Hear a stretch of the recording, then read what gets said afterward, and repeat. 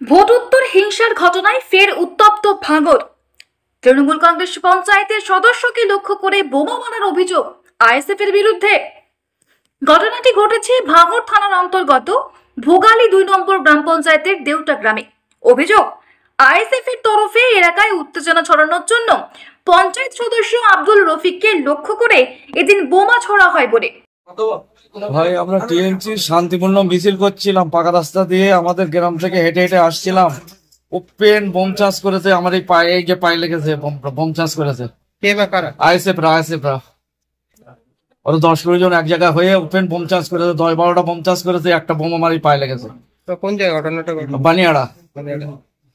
ওরা কতজন ছিল? ওরা 25 থেকে 30 জন ছিল। আমরা শান্তিপূর্ণ মিছিল করে আসছিলাম। আপনার পায়ে বোম লেগেছে? আমার পায়ে বোম লেগেছে। চিনতে পেরেছো? হ্যাঁ, সব চিনি। সবাই আইএসএফ করে? সব আইএসএফ করে। আপনার নাম? আমার নাম রফিক খান, পঞ্চায়েত সদস্যের হাজবেন্ড। ঘটনায় মহিলা এবং শিশু সহ মোট 10 জন আহত হয়েছে। আহতদের মধ্যে পঞ্চায়েত সদস্য আব্দুল রফিকের শারীরিক অবস্থার অবনতি ঘটায় পিজি হাসপাতালে স্থানান্তরিত করা হয়। আহত দলীয় কর্মীকে দেখতে এদিন উপস্থিত হন রাজ্যের মন্ত্রী অরূপ বিশ্বাস এবং যাদবপুর লোকসভা কেন্দ্রের তৃণমূল কংগ্রেস প্রার্থী সায়নী ঘোষ। আবার এই নতুন করে উত্তেজনা, দেখুন, অবিলম্বে নওশাদকে গ্রেপ্তার করা উচিত। কারণ এই অসভ্য এসে আজকের এই যারা বোম মেরেছে এই মিছিলে, এবং সেখানে 5 জন গুরুতর ইনজুরি হয়েছে, একজন শিশুরও বোম লেগেছে, এবং আজকে তাদেরকে নিয়ে রুদ্ধদ্বার বৈঠক করেছে। বৈঠক করার পর এই ঘটনাটা ঘটেছে। ঠিক পঞ্চায়েত নির্বাচনে এই সন্ত্রাসের বাতাবরণ তৈরি করেছিল, আবার নতুন করে এসে আবার গত কয়েকদিন ধরে এখানে যত সমাজ বিরোধী, যত খুনি, তাদেরকে নিয়ে রাতের অন্ধকারে তারা বোম বাজছে এবং পিছন থেকে সমস্ত অর্থ যোগান দিয়ে এই ঘটনা ঘটছে। এই ধরনের পশুভিত্তিক মনোভাব আমরা তীব্র নিন্দা করছি। রাজনৈতিকভাবে, গণতান্ত্রিকভাবে না পেরে এখন সন্ত্রাসের রাজত্ব কায়েম করার চেষ্টা করছে, ঠিক যেমন পঞ্চায়েত নির্বাচনে করেছিল।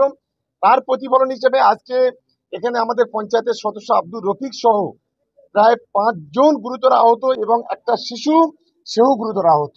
দেখুন, আমরা গত 3 মাস ধরে বিভিন্নভাবে এরা সন্ত্রাসের বাতাবরণ তৈরি করতে চেয়েছে। আমরা আমাদের কর্মীদের শান্ত থাকতে বলেছি।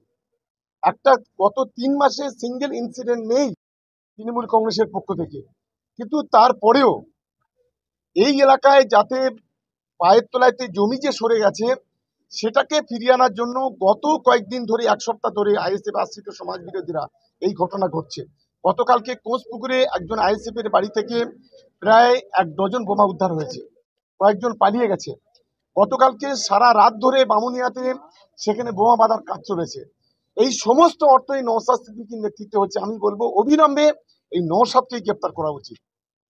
Bureau report, the e-paper digital.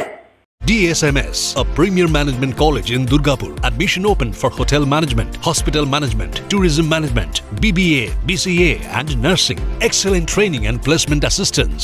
Join now. DSMS, gateway to success.